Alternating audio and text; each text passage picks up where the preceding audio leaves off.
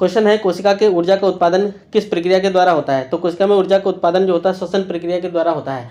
होता क्या है दोस्तों, जैसा कि मैं बता चुका हूं कि जब आप सांस लेते हैं तो वातावरण से ली गई जो ऑक्सीजन होता है आपके फेफड़ों से होता हुआ आपके आरबीसी यानी कि लाल रक्त कणिकाओं में जाता है, और आरबीसी से होता हुआ ये आपकी कोशिका में जाता है, कोशिका से होता हुआ आपके माइटोकॉन्ड्रिया में जाता है, और माइटोकॉन्ड्रिया के अंदर क्रेब्स चक्र चलता है, और क्रेब्स चक्र के परिणाम स्वरूप एटीपी यानी कि एडिनोसिन ट्राइफॉस्फेट का निर्माण होता है। और ये जो एटीपी होता है यही कोशिका के लिए ऊर्जा का काम करता है, और इसीलिए कहा जाता है कि जो श्वसन क्रिया होती है कोशिका के अंदर वो माइटोकॉन्ड्रिया में होती है, और इसीलिए माइटोकॉन्ड्रिया को power house of the cell कहा जाता है। तो आप जान जाइए कि जो ऑप्शन नंबर बी है करेक्ट है, और जितनी लाइनें मैंने अभी तक आपको समझाई है अभी इससे भी क्वेश्चन बन सकता है। नेक्स्ट क्वेश्चन है कोशिका के किस भाग में लिपिड का संश्लेषण होता है? तो ये होता है ऑप्शन नंबर सी अंतःप्रद्रव्य जालिका। कौन से अंतःप्रद्रव्य जालिका में? स्मूथ एंडोप्लाज्मिक रेटिकुलम में। नेक्स्ट क्या है कोशिका में प्रोटीन का संश्लेषण और संवेष्टन और परिवहन कौन करता है? तो कोशिका में प्रोटीन का जो संवेष्टन है और परिवहन है ये करता है आपका गोल्जी काय। गोल्जी काय जो होता है traffic police of the cell कहलाता है। मैंने याद रखने का टेक्निक बता रखा था कि बड़े बड़े काल वाला ट्रैफिक पुलिस। नेक्स्ट क्या है कोशिका के किस भाग में क्रोमोसोम पाया जाता है? तो कोशिका के किस भाग में क्रोमोसोम पाया जाता है? ये आपका पाया जाता है कोशिका द्रव्य में पाया जाता है। नेक्स्ट क्या है कोशिका में पाई जाने वाली सूक्ष्म नलिकाएं क्या कहलाती हैं? तो कोशिका में पाई जाने वाली सूक्ष्म नलिकाएं जो होती हैं ये कहलाती हैं आपका सेंट्रोसोम। नेक्स्ट है कोशिका के किस भाग में कोशिका विभाजन के दौरान स्पिंडल फाइबर बनते हैं? तो स्पिंडल फाइबर आपके बनते हैं सेंट्रोसोम में। जो सेंट्रोसोम होता है ये आपके लिए स्पिंडल फाइबर बनाता है, और जो सेंट्रोसोम होता है यही सेल डिवीजन के लिए रिस्पॉन्सिबल होता है। और कैसे करता है? ये स्पिंडल फाइबर बना करके कोशिका का विभाजन करा देता है। नेक्स्ट क्वेश्चन है कोशिका में पाए जाने वाले सूक्ष्म तंतु क्या कहलाते हैं? तो कोशिका में पाए जाने वाले जो सूक्ष्म तंतु होते हैं उनको साइटोस्केलेटन कहते हैं। उसके बाद नेक्स्ट क्या है कोशिका में पाए जाने वाले केंद्रक झिल्ली किस कार्य में मदद करती है? तो कोशिका में पाए जाने वाली जो केंद्रक झिल्ली होती है वो डीएनए की सुरक्षा के लिए जिम्मेदार होती है। नेक्स्ट क्या है कोशिका के किस भाग में कोशिका विभाजन के दौरान केंद्रक झिल्ली फिर से बनती है? तो इसका ऑप्शन नंबर सी होगा। कई लोगों को ये क्वेश्चन समझ में आया ही नहीं होगा।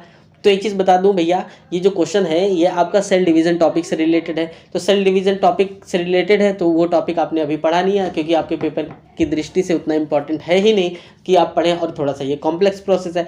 लेकिन इस टाइप के अगर क्वेश्चन आपके पेपर में आ जाते हैं तो इसकी एक ट्रिक याद रखिए। जब कभी भी कहा जाए कि कोशिका के किस भाग में कोशिका विभाजन के दौरान, यानी कि कोशिका विभाजन शब्द आए और उसमें कहे कि दौरान के बाद केंद्रक आ जाए, तो ऑप्शन नंबर वही रखना जिसमें केंद्रक लिखा हो। इसमें अगर कोशिका झिल्ली लिख दे केंद्रक की जगह तो झिल्ली वाला आंसर सही होगा।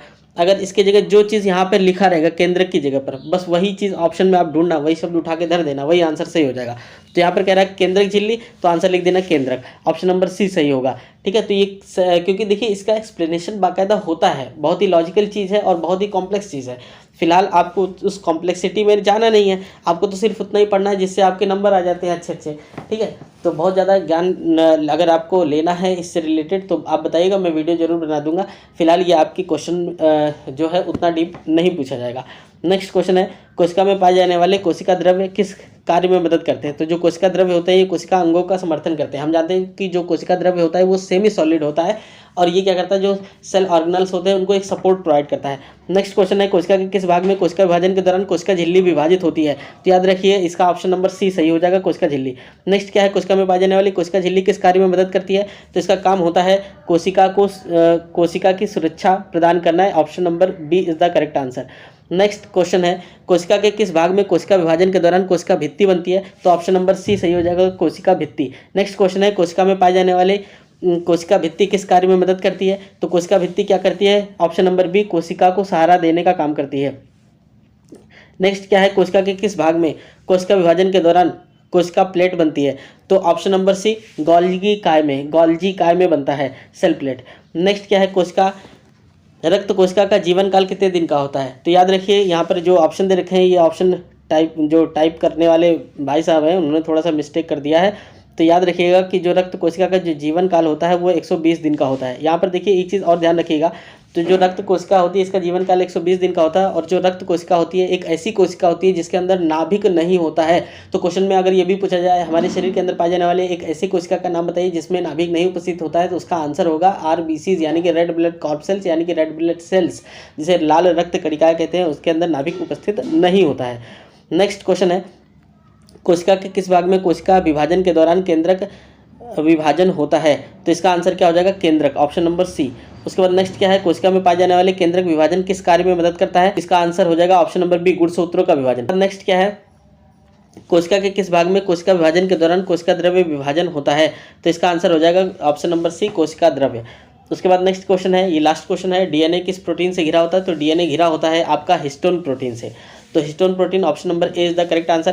तो ये क्वेश्चंस कैसे लगे जरूर बताइएगा, और इसके नोट्स दोस्तों आप बना लिए और इसको रिवाइज करिए। तो मिलते हैं नेक्स्ट वीडियो में नए टॉपिक के साथ में, और कैसा लगा ये वीडियो जरूर बताइएगा, कमेंट्स बॉक्स आपका है, कमेंट्स करिए। मिलते हैं नेक्स्ट वीडियो में, थैंक यू।